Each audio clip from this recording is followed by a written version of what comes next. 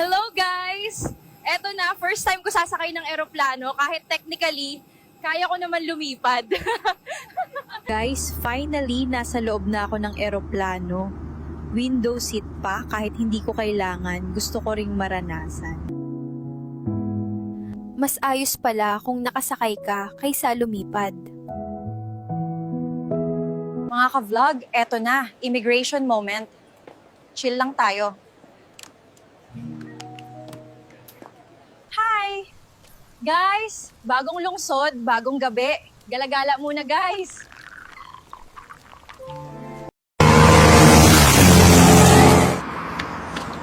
Puro kayo, bumba at karira.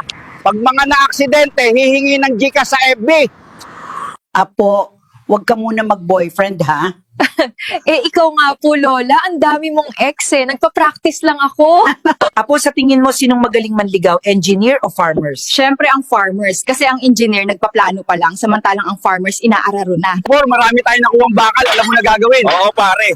Etong mga nahukay natin na hindi na magagamit, binta natin, pambili alak at pulutan mamaya.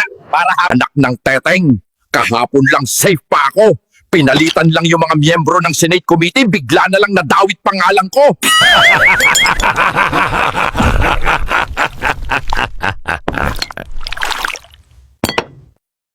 Okay, game. Tikba lang, kakainin o jojowain? Siyempre, jojowain at kakainin. Ay, kapre, kakainin o Jojowain, jojowain? gusto ko ng malaki. Tik-tik, kakainin o jojowain? Pasa panis, baka masira tiyan ko.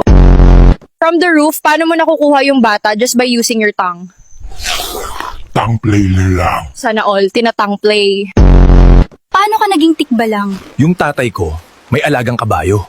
Then, sinumpa siya or what? Binembang niya yung kabayo. Parcel po. Isang crop top lang yung in-order ko, pero dalawa yung dumating. Bukod sa dila, ano pang humahaba sa'yo? pasensya. Akala ko tite.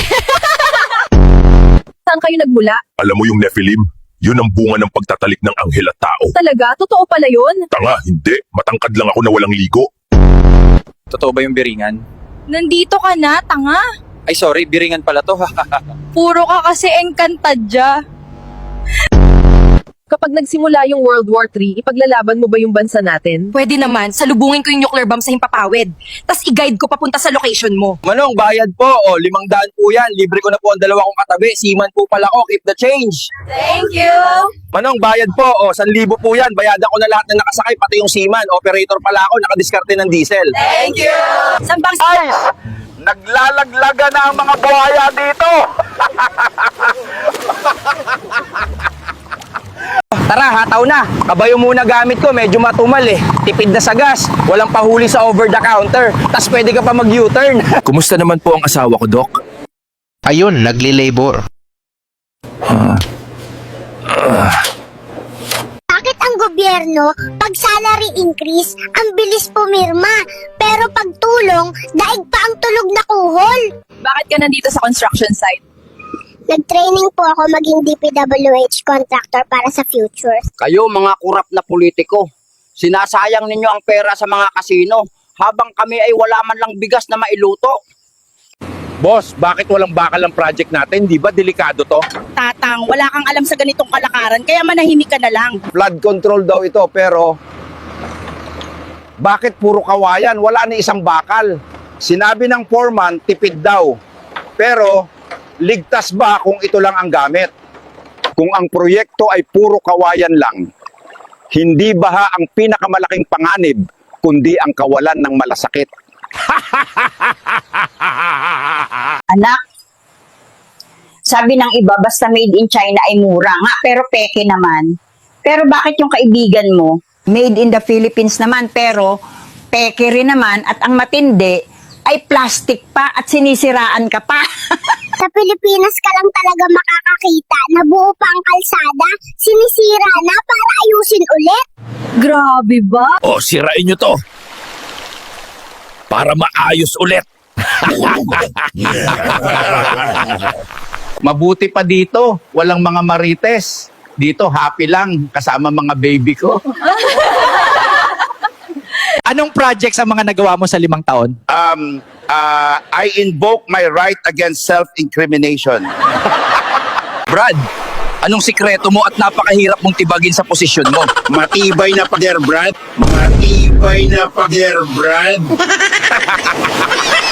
Sir, kamusta po ang pakiramdam ngayong tapos na ang tokhang? Salamat sa Diyos. Sa wakas, makakalakad na ako ng hindi palingon-lingon.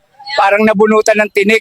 Sir, kamusta po ang pakiramdam ngayon na tapos na ang tokhang? Salamat sa Diyos. Sa wakas, makakalakad na ako sa paligid ng hindi natatakot. Parang tinik na natanggal sa dibdib ko. Balita ko masaya daw kayo na wala ng tokhang. Oo. Pinahirapan kami nun. Tago kami ng tago. Pero ngayon, party-party na ulit.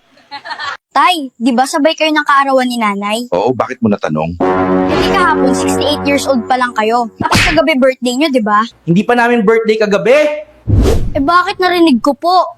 Sabi mo kay nanay, 69 na tayo. Tao po! Parcel po! Grabe si mama. Araw-araw parcel, pero lampin pa rin pinapagamit sa akin imbis diaper. Baby, bakit ka nagtatanim? Nagtatanim ako ng palay kasi si Papa nagtanim lang ng samang loob kay mama. Ano? Nagsilabasan na din mga screenshots. Aray ko, Pilipinas. Sa Pilipinas, kaya nagpagawa ng flood control ay para maabsorb ang sobrang tubig baha. Pero hindi naman tubig baha ang na-absorb ng flood control, kundi yung pera pala ng taong bayan. Grabe, flood control project daw. Pero eto, bangka ko, plywood. Palpak na DPWH talaga.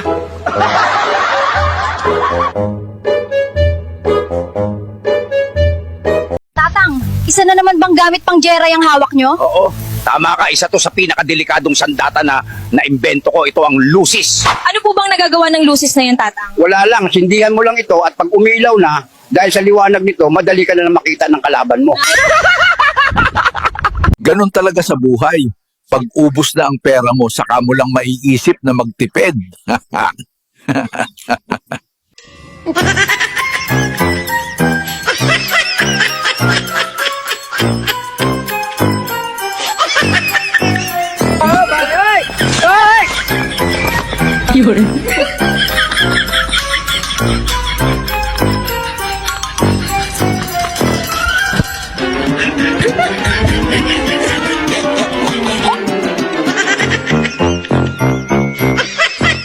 O ano, shot lang ng shot ha? Balang araw, mabibili mo din mga pangarap mong gamot.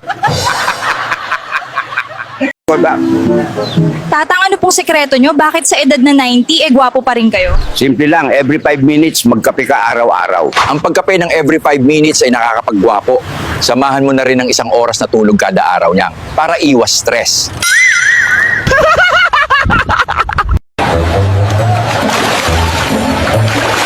Grabe yung baha. Walang kwenta yung flood control project na yan. Uy, tumahimik ka. Tignan mo, may solusyon na sila. Solusyon? Eh, sila nga yung problema. Naririnig ko kayong lahat. Dahil dyan, di na matutuloy ang project sa lugar nyo.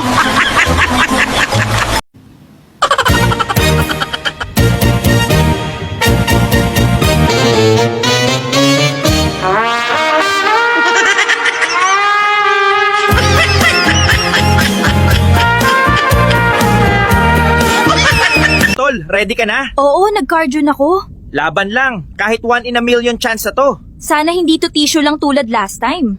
Tol, kung papanganak lang din ako para sumama sa pila ng ayuda, wag na lang. Kung 4 piece lang din reward ko, Papa, i-flash mo na lang po ako. Hindi ko kinaya, pre. Maawa ka po, Mama. Kung yan ang plano mo, i-flash mo na lang ako kasama ng wiwi. What? Oh? May piyansa ka na. Pwede ka nang lumabas. May mga buhaya ba dito? Dati madami. Nagsilipat na kasi sila sa gobyerno ngayon. Lola, bakit po kayo naliligo dyan? Aba, sayang naman ang project ng DPWH na libreng swimming pool. Anong Flood control project ang hiningi namin. Swimming pool ang binigay, ang lupit nyo. Boss, bakit ang dami mong pera? Dahil kontraktor ako ng flood control. Hi, Bebe Girl here! Binabaha kami ng blessings dito sa parking lot. Thanks sa papa kong contractor, may forever ATM. Nasaan ang project? Wala. Ubus na ang budget. Napunta sa congressman at district engineer. Pag kinain mo ang prutas na to ay magiging katulad ka ni God. Ah, ganun ba? Bakit hindi mo kinain?